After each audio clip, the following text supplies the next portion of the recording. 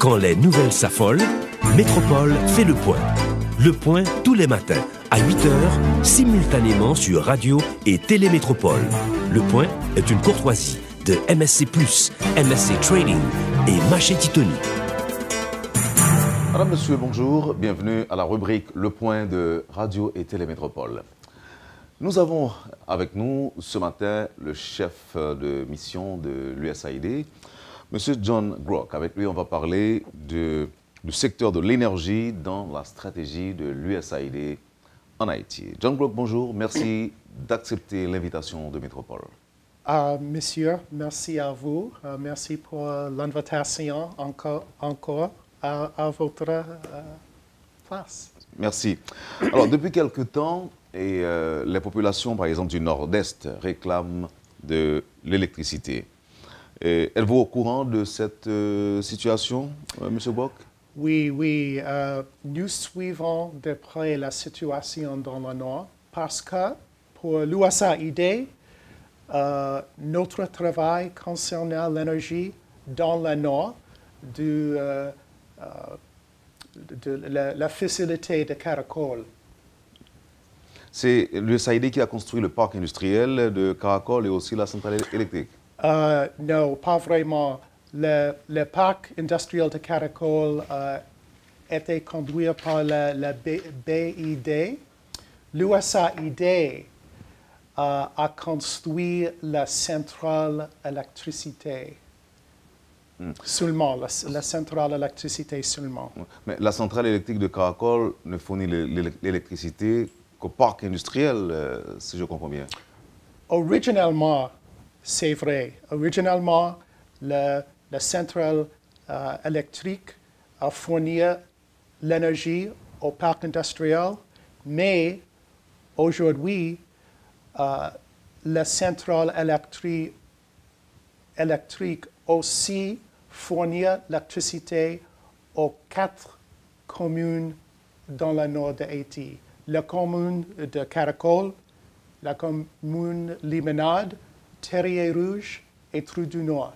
Approximativement 8300 consommateurs. Et il semble que la raison pour laquelle les gens de Fort-Liberté veulent recevoir le courant de Caracol, c'est à cause des coûts.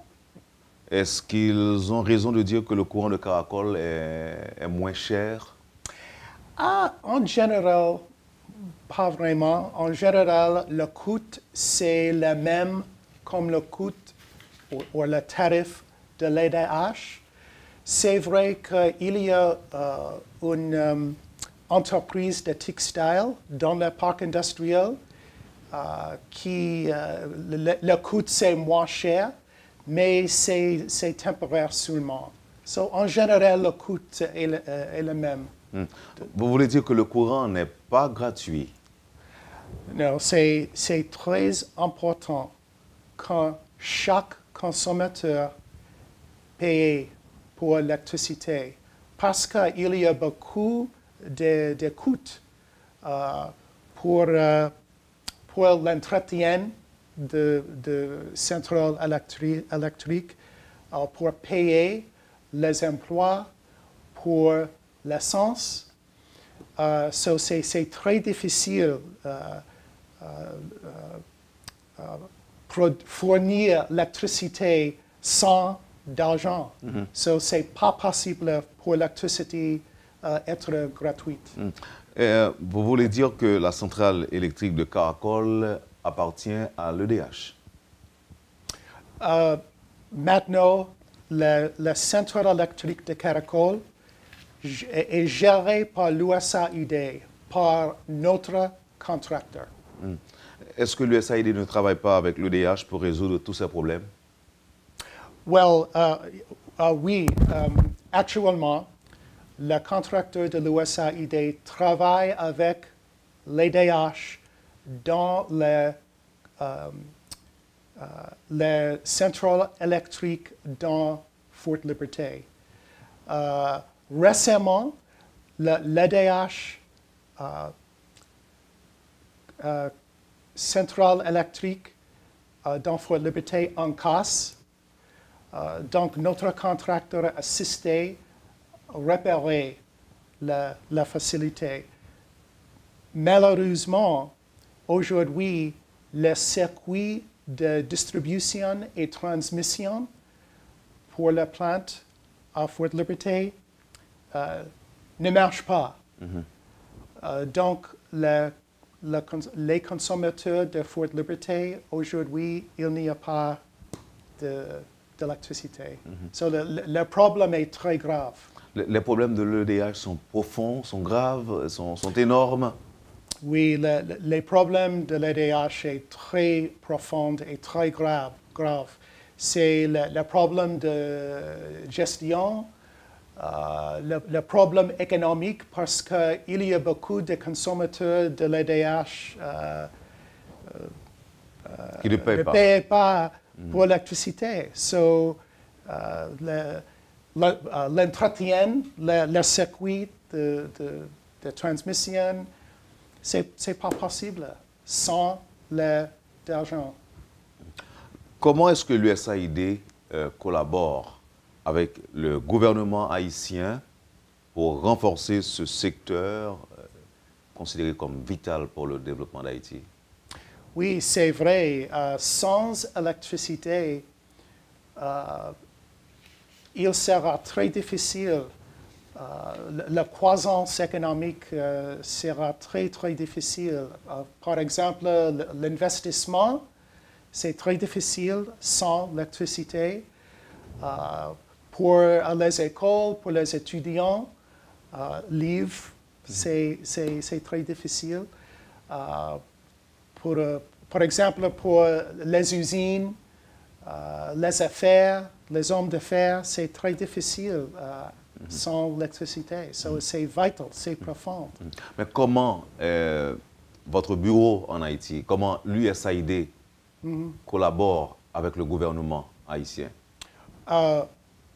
Nous travaillons très près avec l'EDH, avec le ministère des Finances, le ministère de Travail public, préparer un plan avec la Banque mondiale et le BID pour réparer le système d'énergie ici en Haïti.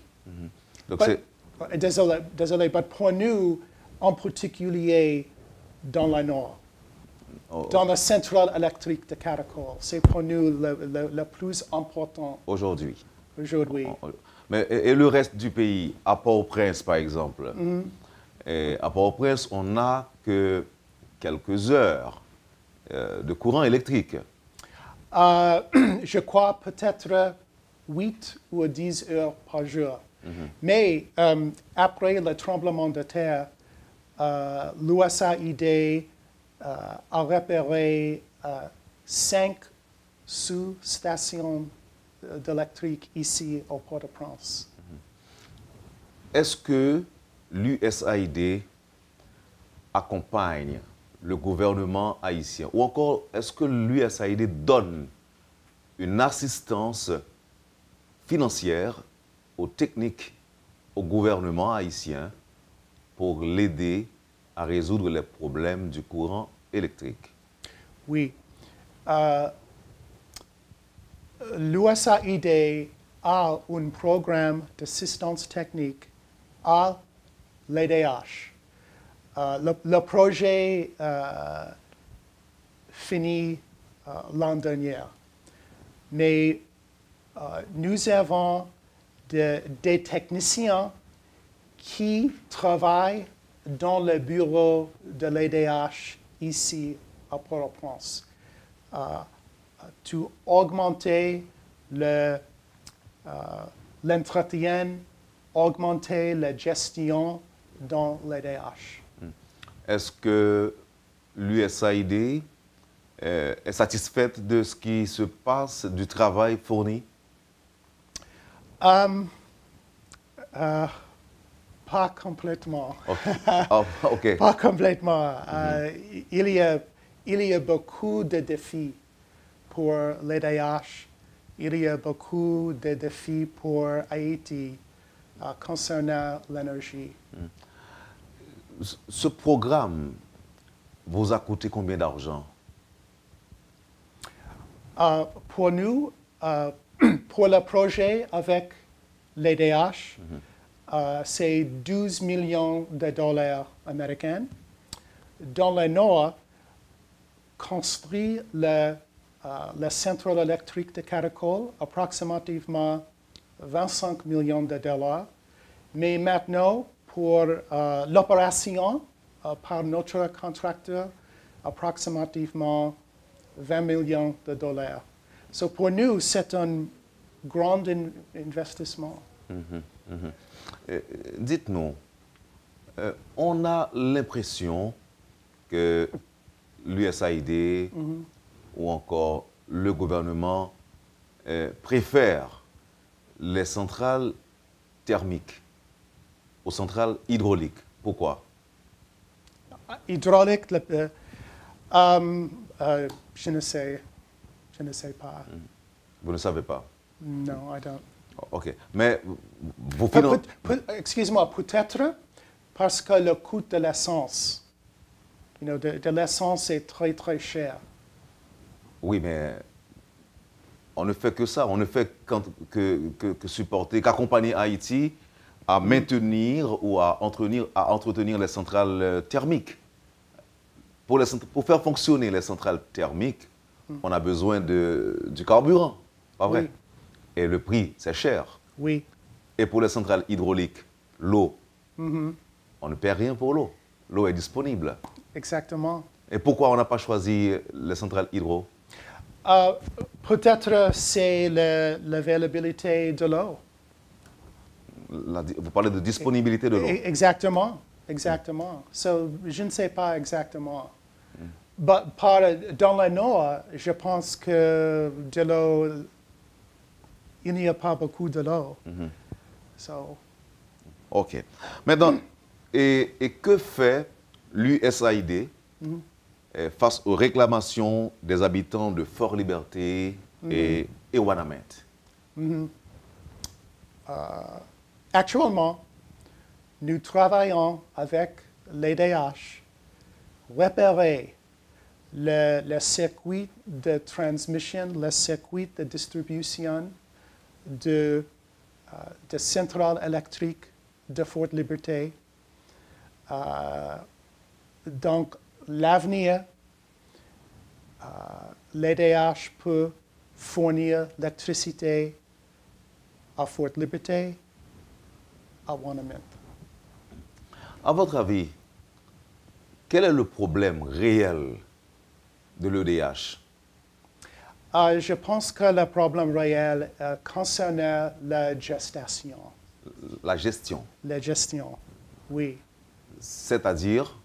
Par exemple, assurer que chaque consommateur paye pour l'électricité.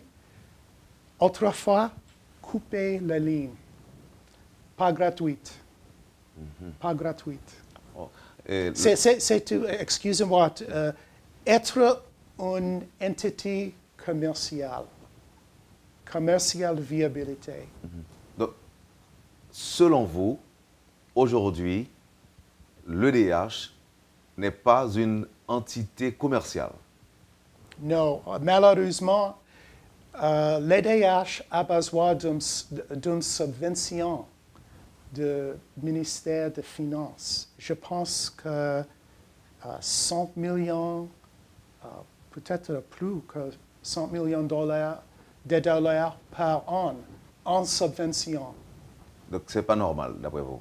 Non, c'est pas durable. C'est pas normal, c'est pas durable. Donc, vous pensez que pour résoudre ce problème, on doit éliminer les prises clandestines? Tout le monde doit payer. Exactement. Tout le monde doit payer pour l'électricité. Et si on n'a pas de compteur? Et si on n'a pas de compteur? Vous ne comprenez pas? Non, désolé. Désolé. Je veux dire, pour payer, il faut savoir combien on a consommé. OK. Et s'il n'y a aucun moyen de contrôler le courant consommé, oui, il y a des compteurs. et s'il n'y en a pas?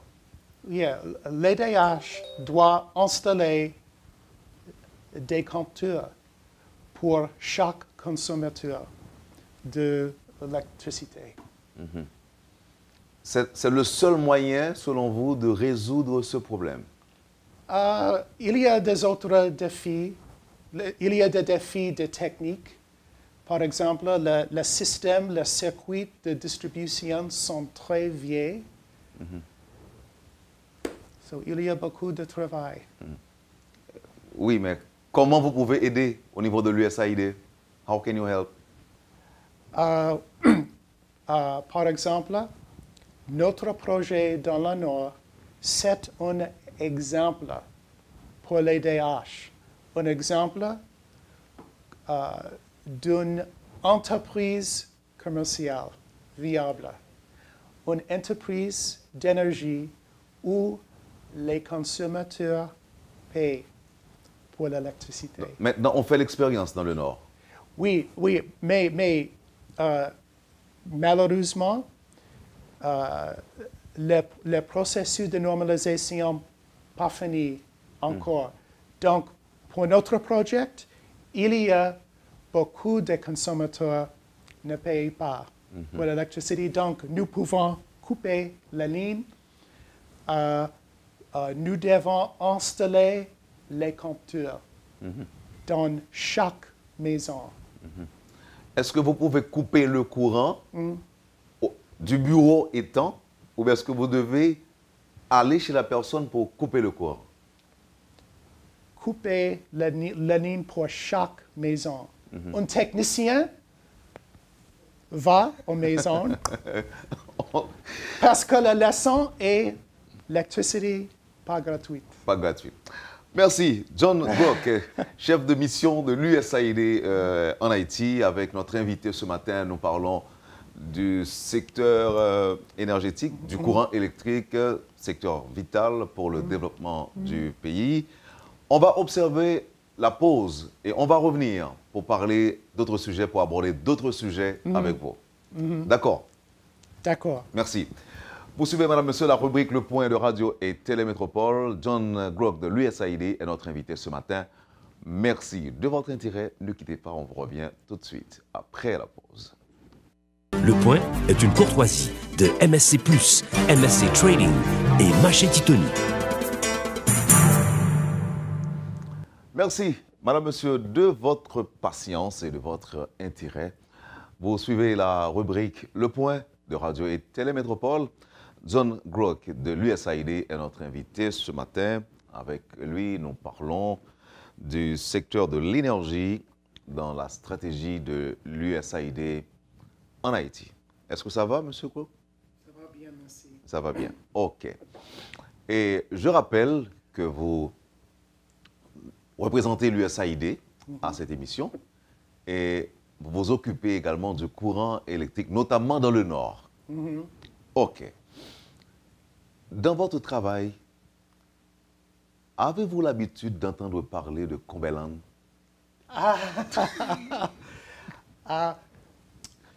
Je connais qu'en Haïti, le problème des Cumberland, c'est un problème. Et malheureusement, pour un système d'électricité avec intégrité, l'USAID et l'EDH doivent couper la ligne illégale.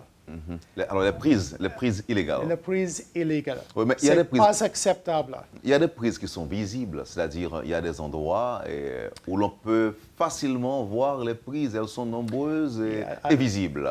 Oui, le problème est aussi technique parce que la ligne dans le ciel, j'espère qu'aujourd'hui, il y a la technologie de changer, enforcer les règles comme tout le monde paye pour l'électricité. Et l'USAID est prête à accompagner Haïti dans cette démarche? Dans le Nord, Non. dans notre projet, Bon, je ne vais pas faire de jaloux en parlant tout simplement du Nord. Mais alors, en Haïti, globalement, est-ce que Oui. l'USAID peut faire quelque chose aussi après le Nord? Quand vous aurez fini de travailler dans le Nord et que ça marche, ça donne des résultats, oui, avez-vous l'intention, ou bien est-ce que l'USAID entend reproduire l'expérience du Nord dans le reste du pays ou encore dans les Oui. autres régions du pays? j'espère que quand le projet du Nord est fini, le gouvernement d'Haïti, le EDH, peut répliquer l'exemple Dans tout le pays. exactement. Parce que ça donne des résultats maintenant? Le résultat, Dans- c'est bon, mais ce n'est pas fini. C'est pas Parce fini. qu'il y a beaucoup de consommateurs qui ne payent pas pour l'électricité. OK. Est-ce que vous avez encore un mot à dire sur l'EDH? Je voudrais aborder d'autres sujets avec vous. OK. Est-ce que vous avez un dernier mot à ajouter sur la question de l'électricité? J'ai fini. Donc, vous avez fini? Oui. OK. Maintenant, est-ce que l'USAID accompagne Haïti dans le cadre du processus électoral? Oui. Vous donnez de l'argent aussi? Oui. Pour l'USAID et pour le gouvernement des États-Unis, c'est très important, les élections en Haïti. Et quel genre de Nous- support vous donnez? OK.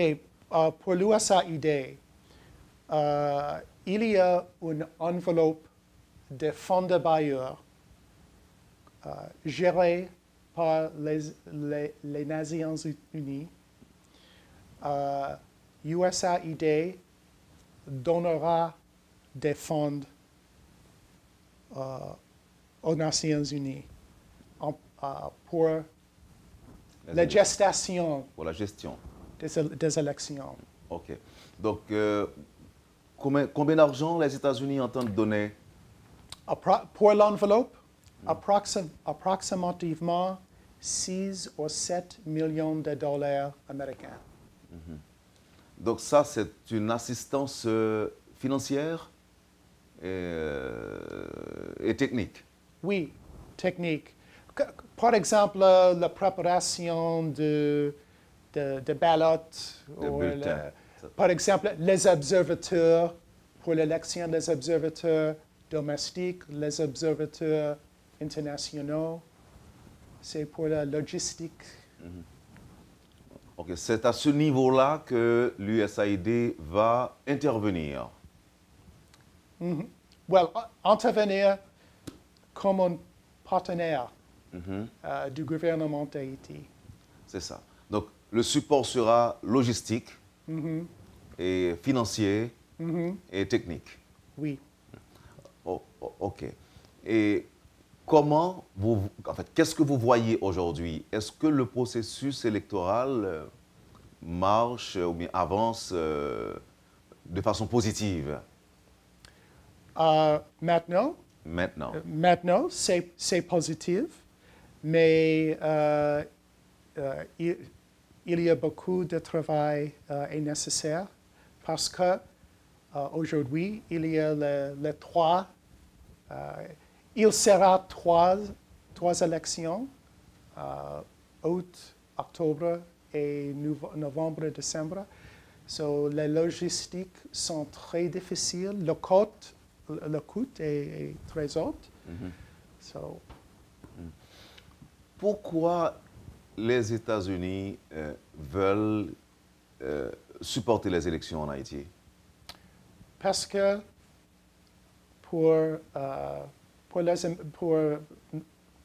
nos Américains, la démocratie, c'est très important. C'est une valeur des citoyens des États-Unis Et je pense aussi que c'est une valeur de citoyenne d'Haïti. Tu sélectes le politicien, tu sélectes choisir le président, le représentant du Parlement, le représentant local. Donc, c'est notre valeur ensemble, le processus démocratique. Et si je dois reprendre la question que je vous ai posée il y a quelques instants, aujourd'hui, vous êtes satisfait de la façon dont les choses se déroulent?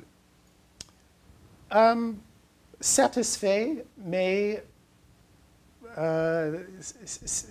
il y a des problèmes. Beaucoup de problèmes? Oui, beaucoup de problèmes. Il y a, par exemple, beaucoup de partis politiques. Il y a 3 élections. C'est très difficile. Là, vous parlez de... Mais j'espère que le gouvernement d'Haïti, le CAP, peuvent résoudre les problèmes. Merci infiniment, M. Groc. C'était un plaisir de vous avoir sur ce plateau. Merci à vous, merci pour votre hospitalité. Merci. Vous avez suivi, Madame, Monsieur, la rubrique Le Point de Radio et Télémétropole. M. John Groc de l'USAID était notre invité ce matin. Merci de nous avoir accueillis chez vous. Passez une bonne journée avec Métropole et à demain. Quand les nouvelles s'affolent, Métropole fait le point. Le point tous les matins à 8h, simultanément sur Radio et Télémétropole. Le point est une courtoisie de MSC+, MSC Trading et Maché Titoni.